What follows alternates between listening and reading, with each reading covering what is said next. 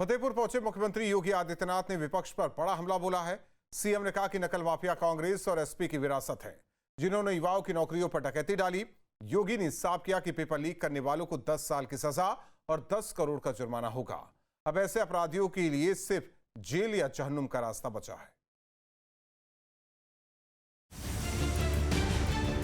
UP के विकास की रफ्तार बढ़ाने के लिए मुख्यमंत्री योगी आदित्यनाथ फतेहपुर पहुंचे, जहां उन्होंने जिले की जनता को एक दो नहीं बल्कि पूरे 125 विकास परियोजनाओं की बड़ी सौगात दी। फतेहपुर की धरती से मुख्यमंत्री ने विपक्षियों पर चुन चुन कर तीर चलाए। सीएम योगी के निशाने पर सीधे समाजवादी पार्टी और कांग्रेस रही। मुख्यमंत्री ने दो टूक कहा कि युवाओं के भविष्य से खिलवाड़ करने वाले नकल माफिया समाजवादी पार्टी और कांग्रेस की ही विरासत है। पहले युवाओं की नौकरियों पर डकैती डाली जाती थी। नौजवान की नौकरी पे एसएफआई सिंडिकेट डकैती डालता था। एक नौकरी निकलती थी, उस नौकरी के लिए चाचा भतीजे की जोड़ी वसूली करने के लिए निकल पड़ती थी। याद करिए, 2012 से लेकर के 2017 के बीच में जितनी भर्तियां निकली सब विवादित हुई। कहीं भी मेरिट का ख्याल नहीं रखा गया, कहीं भी योग्य लोगों को नौकरी नहीं मिली। पेपर लीक और परीक्षाओं में धांधली करने वालों को मुख्यमंत्री ने खुली चेतावनी दी है। सीएम योगी ने साफ किया कि नीट परीक्षा में गड़बड़ी करने वाले आरोपियों पर कड़ी कार्रवाई हो रही है और दोषियों की संपत्तियां जब्त की जाएंगी। इसके साथ ही उन्होंने पेपर लीक रोकने के लिए आने वाले बेहद कड़े कानून का भी ऐलान किया। सीएम ने बताया कि पेपर लीक रोकने वाला सख्त कानून केंद्रीय कैबिनेट से पास हो चुका है, जिसे सोमवार को लोकसभा में पेश किया जाएगा। इस कानून के तहत पेपर लीक करने वालों को 10 साल की जेल और 10 करोड़ रुपए के भारी भरकम जुर्माने का प्रावधान होगा। मुख्यमंत्री ने कड़े शब्दों में कहा कि नकल माफिया अब बच नहीं पाएंगे, वे सीधे मिट्टी में मिला दिए जाएंगे। हम आभारी हैं प्रधानमंत्री मोदी जी के प्रति, जिन्होंने छात्रों के भविष्य को देखते हुए पिछले 3 दिनों के अंदर बड़े बड़े निर्णय लिए हैं। उन्होंने कहा था, प्रधानमंत्री मोदी जी ने घोषणा की और केंद्रीय कैबिनेट ने कल निर्णय लिया कि छात्रों के भविष्य के साथ खिलवाड़ करने वाले नकल माफिया को कम से कम 10 वर्ष की सजा और 10 करोड़ रुपए तक की फाइन की व्यवस्था करेगी। कैबिनेट ने पास कर लिया है। अब सोमवार को देश की संसद में यह बिल आने वाला है। मान करके चलिए, माफिया मिट्टी में मिलेंगे, कोई रोक नहीं सकता माफिया को मिट्टी में मिलने से। पिछली सरकारों पर हमला बोलते हुए योगी आदित्यनाथ ने दावा किया कि कांग्रेस और एसपी के शासन में युवाओं का शोषण होता था, लेकिन आज पारदर्शी भर्ती प्रक्रिया से युवाओं को नौकरियां मिल रही हैं।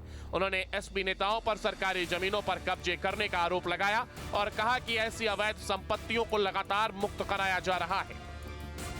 याद करिए, समाजवादी पार्टी में एक नारा गूंजता था कि देख सपाई बिटिया घबराई। बहन और भाइयों, अब ये नहीं है। अब माफिया हो, पेशेवर माफिया हो या बेटी और व्यापारी की सुरक्षा के लिए खतरा बना हुआ कोई गुंडा हो, इनके लिए 2 ही जगह, या जेल है या जहन्नुम है। इसके अलावा तीसरी कोई जगह नहीं है इनके लिए। साफ है कि मुख्यमंत्री योगी आदित्यनाथ ने फतेहपुर से न सिर्फ विकास का संदेश दिया है, बल्कि कानून व्यवस्था और युवाओं के मुद्दे पर विपक्ष को पूरी तरह बैकफुट पर धकेल दिया है। Team news stay.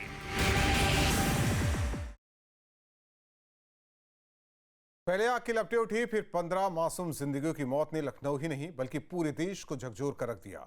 लखनऊ के अलीगंज में जिस अवैध इमारत ने 15 लोगों को मौत की नींद सुला दिया था, उस पर कानून का हथौड़ा चला है।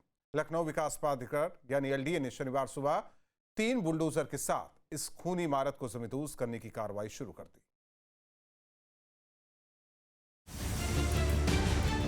शनिवार सुबह के ठीक 7:30 पर लखनऊ का अलीगंज इलाका अचानक छावनी में तब्दील हो गया। भारी पुलिस बल के साथ लखनऊ विकास प्राधिकरण के 45 अधिकारी और कर्मचारी, 3 बुलडोजर और एक विशाल हाइड्रोलिक मशीन लेकर इस 4 मंजिला इमारत के सामने आ डटे। कानून का शिकंजा ऐसा कसा कि आसपास की तमाम सड़कों को बैरिकेडिंग लगाकर पूरी तरीके से बंद कर दिया गया। 100 से ज्यादा पुलिस के जवानों ने मोर्चा संभाला और देखते ही देखते एलडीए के बुलडोजर्स ने इस अवैध इमारत को ढहाना शुरू कर दिया।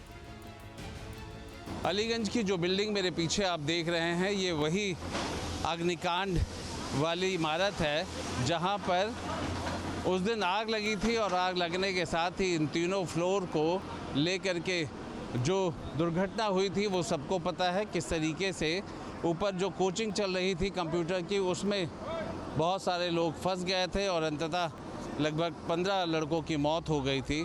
उसके बाद लगातार कार्रवाई होती रही और उस कार्रवाई के साथ साथ इस बात पे भी कि एक मौका दिया गया था कि जो भवन मालिक है वो अपने इस भवन को तोड़ ले, लेकिन समय पे तोड़ नहीं पाया। इस बुलडोजर एक्शन के बीच ही मौके पर पहुंचे बिल्डिंग मालिक वीरेंद्र शुक्ला के वकील राजेंद्र शुक्ला ने एलडीए की इस कार्रवाई पर सवाल उठाए और इसे अदालत में चुनौती देने की बात कही।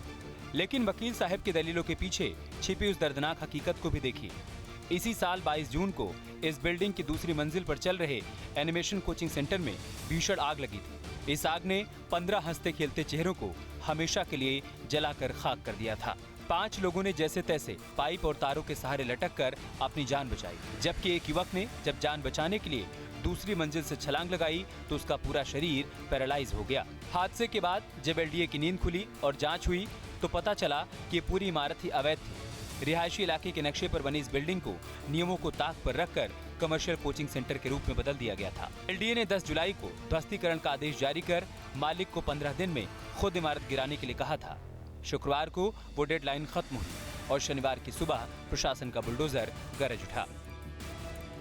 यहाँ पे जो कार्रवाई की जा रही है, बेसिकली ये मानचित्र से इतर निर्माण इनके द्वारा किया गया था और आपके ध्यान में होगा ही कि अभी पीछे एक बड़ी दर्दनाक घटना हुई थी। इस पर पर्याप्त सुनवाई करते हुए ध्वस्तीकरण आदेश पारित किया गया और समय दिया गया कि स्वयं गिरा लें, लेकिन नहीं गिराने पर आज प्राधिकरण द्वारा कार्रवाई की जा रही है।